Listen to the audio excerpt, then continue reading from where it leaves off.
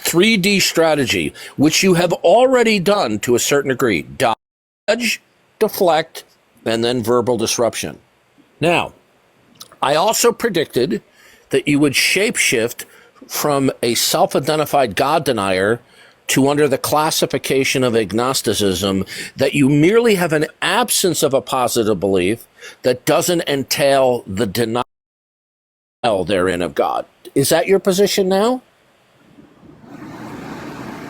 You lost me there. Sorry. Are you denying God's existence, or are you now changing your position that you merely are neutral and have an absence of a positive belief in God? No, I deny God's existence. Excellent, good. So can you tell me? So can you tell me? Interruption. You see what you're doing is you're being disruptive right now. You're not. You're doing the 3D strategy, Fred. Hey, Fred, you're doing the 3D strategy: dodge, deflect, disrupt. Dodge, deflect, you won't even disrupt. let me say a word. Nothing. No, what I want you. No, what I'm interjecting. I'm telling you, I made a mistake. The reason why you are literally fulfilling my prophecy about dodging, deflecting, disrupting. You know, you're not even letting me get one. No, word I will in. let you talk. I am. First of all, this isn't your stream, Fred. Talk to you. Okay, goodbye, Fred. Goodbye. I made a mistake. We're done. We're done. You see how compulsive they are in practicing the 3D strategy. The 3D strategy: dodge, disrupt, dodge, deflect, disrupt. You see how that comes true almost every single time? Absolutely. Told him I predicted that he would shapeshift to an agnostic, and he realized he got his hand caught in the cookie jar. Then he went back to his God. When he realized that his universal dictum that there's no evidence for God, that doesn't logically and necessarily entail, nor can it be supported that it logically entails that God does not exist. Yep, absolutely.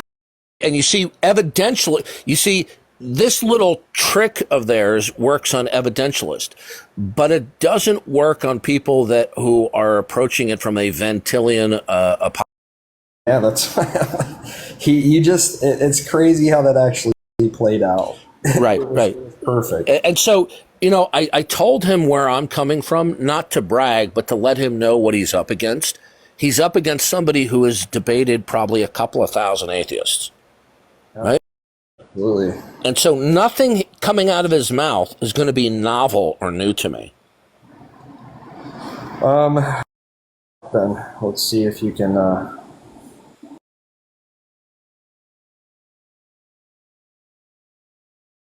Best. So Durs, let's see if you can debate the best atheist debater on.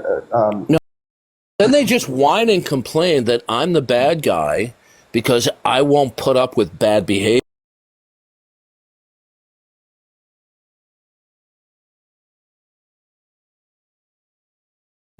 I'm 18. I'm an atheist, but I don't really have like a strong argument for the view. Well, neither does any other atheist. I mean, that's what most theists believe, but like most of the time. Yeah, can you please get close to your microphone? Okay, can you hear me better? Yes, that's much better. Thank you. Okay, like I don't really have strong justification for atheism. Theists disagree with omni properties for some reason, and that just kind of confused me. Yeah, so what I found is in my studying of atheists on the internet, YouTube, TikTok, etc., they really don't expose themselves to robust opposition. People who've studied the defense of the existence of God and the faith, who can do so robustly, only expose themselves to low-hanging fruit. The appeal to a problem with the omni properties is about at a sophisticated level as teenagers debating at the cafeteria table. They don't understand. They don't know what they're talking about. Professional theologians laugh at these sorts of objections. Okay? They're not substantive. They don't hold up upon a critical examination. Okay, so do you think God is a logical necessity? Without trying to sound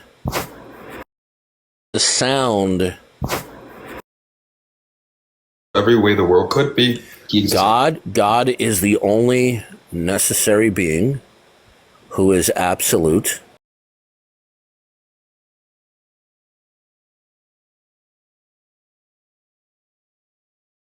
So he has done choices intentionally.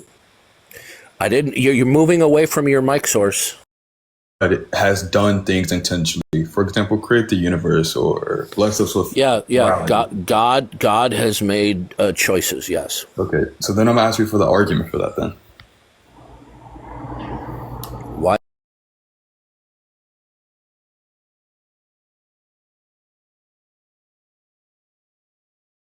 Revealed himself in creation, in that the creation, everywhere we look, everywhere we look, and the rational denial therein is impossible. Do you not think these things could just be developed? Do you not think these things could just be developmental factors like natural? Okay, posing an alternative scenario, and that the alternative scenario is true, but the alternative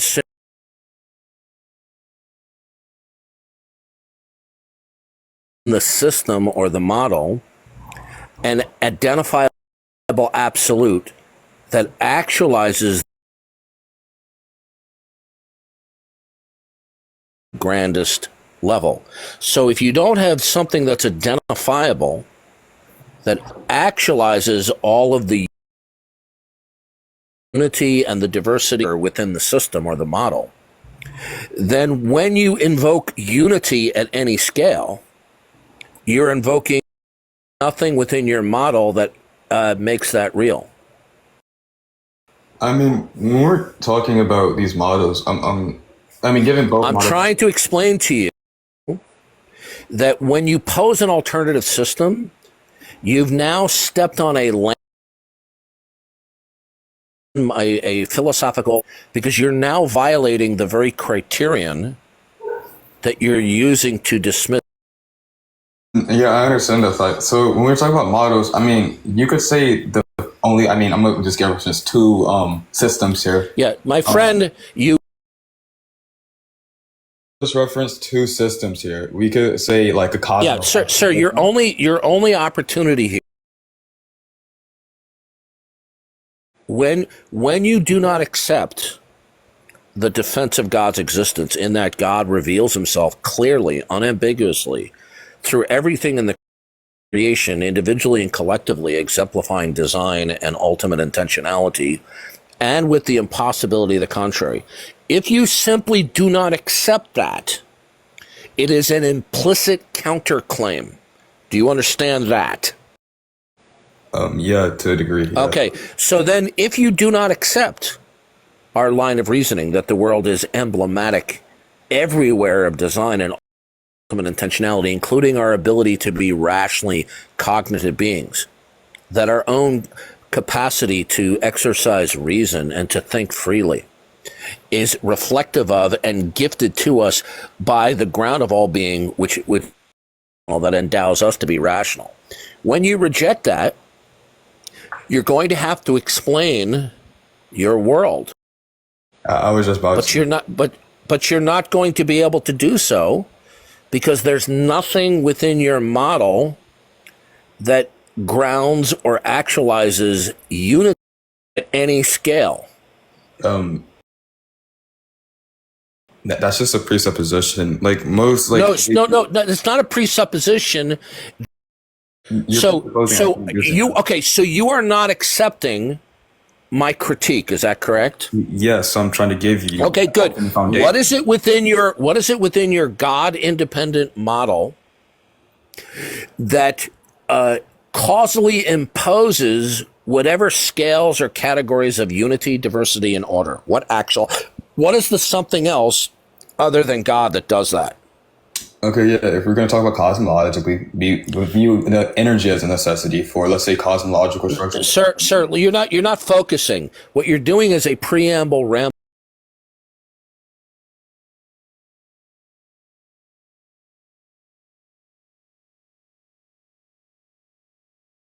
and scales and classes of unity and diversity. So, for example, an electron is a state of unity. Electrons is a class of things. They all share common characteristics. Okay? A rock, a dog, water, skyness, planets, right? These are all invocations of identity states or states of unity. They're real without the necessity of God. Is that correct? Is that correct? Yes. Said that multiple Okay, good. So you believe that something else is actualizing at all different levels, from the subatomic all the way up to the cosmological level. Something else is actualizing all of the identity states and states of unity and diversity in the world, right? You believe something else does that? I just told you what it was. Yes. Okay. What is this thing? Yeah, I said energy on the foundational level. Okay, so unfortunately, what you're now doing is, typically, as Van Til says, you're absolutizing statements of abstraction. You're invoking that there's this ocean of energy out there, right? And that various states of unity and compound unity of an already substrate of unity, right? Yeah. So for the whole of the system, there's nothing that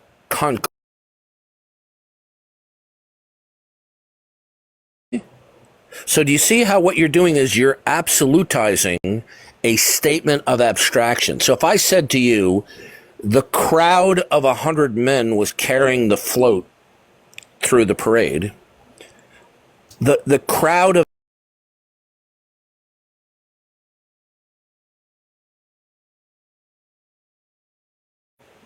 So when you say energy, is that referring to one single? Are you invoking a set where there is a plurality of states sharing the same properties? In the sense, you would more take a mereological count to say that energy is city. That's Answer, no, sir. Is energy the stipulation of one concrete thing? When you speak of it in a unified way, does it refer to a set of a plurality of states, each of which have similar characteristics? What do you mean a plurality or plurality? If I have a bowl that has 10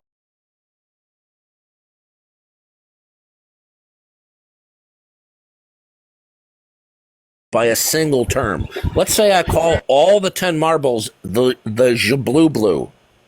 Okay? If I say the blue is on the table, okay? Okay. Now, is that a statement of concrete oneness, or is that an abstract one? Abstract one, I'm guessing. Right. Standing causal relations. Now, how did you determine that there is this mass? And by the way, all you're simply doing is you're repeating the old ancient concept of what is called atomism. Okay? I forget who it was. It might have been Lucretius. I might be mistaken on this, but he said that everything was composed of individual small units that he called atoms. And at one time, not too long ago, in the last 200 years, people thought that atoms were the smallest things that were indivisible. That's why they called them atoms.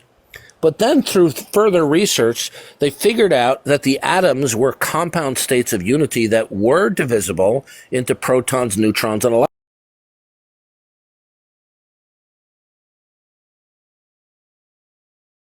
Whole array of what we now call quarks, right?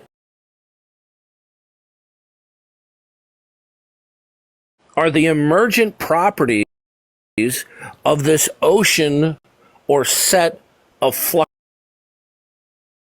fluctuating quantum energy, right?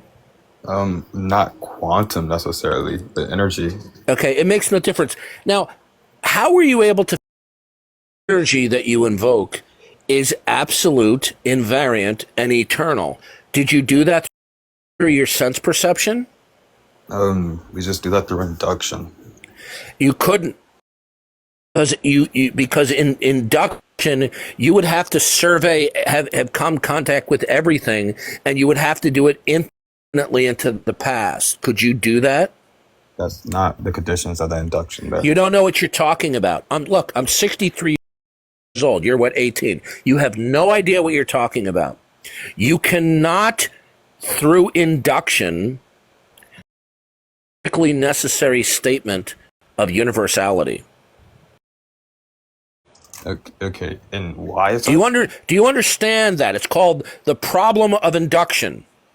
Okay, why can we not? I understand the problem of induction. Because it's a logical fallacy. You cannot say what is true of the part is true of the whole unless you have access to all the members of the whole.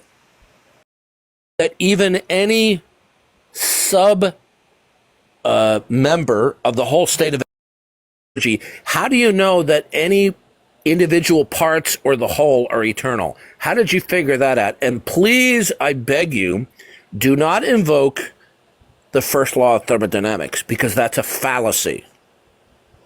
Okay, following the problem of induction being a fallacy, I just want the reason for it. But Okay, look, dude, you're just rambling at this point. You're not responding to me.